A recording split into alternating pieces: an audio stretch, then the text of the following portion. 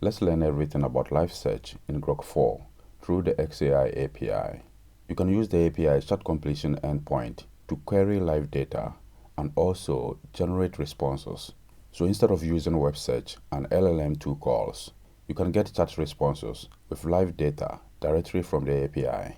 To get started, there are a couple of things you have to do. First, you should set up a Python environment with this command. Next, you should use this command to activate the Python virtual environment. Then you install the XAI SDK. Over here, you have noticed I also installed the python.env package. So if I go to the Files and Folders Explorer, you have noticed here I have created a .env file to store my XAI API key. Using the python.env package, we can retrieve the XAI API key from the .env file. Next, you should create a Python file and add all these imports. The XAI SDK, user from the SDK's chat completion endpoint. To support live search in your app, you should also import search parameters from the SDK's search. So using live search in your app is simple. You create a new client from the SDK's client class and initialize it with your XAI API key. Over here, we are retrieving the API key from the .env file using python.env. Next, you create a new chat completion endpoint using the client and specify the model you want to use. So we are using the latest version of Grok, which is Grok 4, to provide a live search to get real-time information from the web. We add a new search parameter using the search parameters class. You have noticed here it has several configurations. We will come to each one of them. When using the XAI API, live search is disabled by default. So if you want to enable it, all you need to do is to add this additional field without any parameters. As you saw previously, the class has several parameters like the mode, which helps you to set the preference of data sources. You can set the mode to off to disable live search and use the model without accessing additional information from data sources. You can also set it to auto. With this option, live search is available to the model, but the model automatically decides whether to perform a live search or not. The last parameter of the mode is on, which enables live search. So first, I'm going to run this example with empty parameters. So after creating a new chat completion, all you need to do is to append your prompt. In this example, we want to get latest news of the week before July 11, 2025. And finally, we print the response. Let's bring the terminal in cursor with Ctrl and backtick. The file name is grok4livesearch.py. So I will cd to its containing folder. So we now have search responses from the Grok 4 model. Let's go to the next. Using the live search endpoint, we can return citations. So I'll go to this example, Grok4 live search citation.py. The sample code for the citations is similar to what we did previously. In the previous example, there wasn't any search parameter. However, in this example, we add the mode parameter and set it to on. To add citations to your responses, you add this parameter, return citations, and set it to true. Using the same prompt, let's run this example. The file name is grok4livesearchcitation.py. You have noticed in this example also, we have all the responses, and if I scroll down, we have the citations.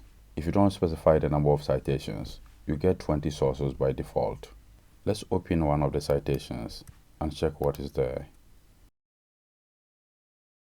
In the next example, I want to show you how to set a date range of your search data. So I'm going to open another file, live search daterange.py. You can restrict the date range of search data by specifying the parameter from date and to date. So by specifying these two parameters, we limit the data to the specified period. As you have noticed here, the from date and to date should be in this ISO format. We have year, month, and day using the datetime object. For this example also, we need to set the mode parameter of the search parameters class to on in order to get responses for this period. Let's run this example to see what happens. The file name is grok4livesearch.daterange.py. So with that, we limit all the responses to the specified period.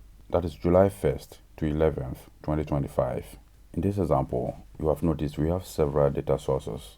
In the next example, I want to show you how to limit the number of data sources. So let's select this file, limit data sources.py.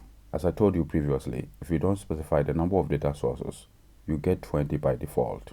So in this example, to limit the number of data sources, all you need to do is to set the mode to on and also provide this additional parameter, max search resource, and specify the number you want. So instead of getting all the 20 sources, in this example, we want to get only 5. So let's run this example. We have Grok 4 live search limit data sources.py. In this example, we have up to 5 responses. And also, if I scroll down further, we have only 5 data sources as we specified. Aside from limiting the number of data sources, you can include data from a specific country or region. Let's look at how to do that in the next. To get data from a specific country or region, all you need to do is to add an ISO alpha2 code of the country. You can also specify the source as web or news. Sometimes also, you may want to exclude some websites from the search query. To do so, we will select this example, Grok 4 live search exclude website.py. To exclude a website, in the sources list, you specify the web source you don't want to include. So in this example, we are excluding Wikipedia and bbc.co.uk. The next example also shows you how to include a specific website. So that is opposite to what we just did. With the sources parameter, you list the web source you want to include using allowed web size. When we run this example, instead of searching live information from anywhere on the web, it will find information only from X. So let's expand the terminal and run this example. So with this, we have different responses and all coming from X. If you look at all the sources here, you have noticed everything is from x.ai. So in this example, we specified only one website. Since the sources parameter accepts a list of websites you want to allow, you can add up to 5 websites. So in our example, we have only x.ai. However, you can add maximum of 5 websites. If I bring the terminal again, you have noticed in all the sources, we don't have the X handles of the account. So let's configure the sources parameter to include X handles. With that example, I will open include X handle.py. So you have noticed here, we add X source and also add the parameter include X handles. So that is all you should do. I will go to the terminal and run the file.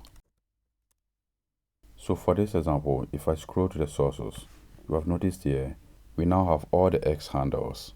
Let's check another one, like the first one.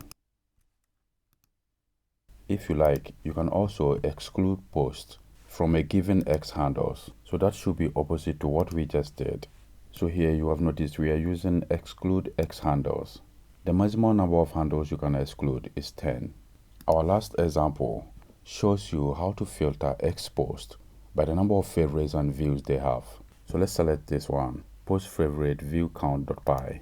To filter X posts by favorite and views, you add the sources parameter and specify post favorite count. Then you set the number you want and also specify post view count and specify the number you want and include their X handles if you like.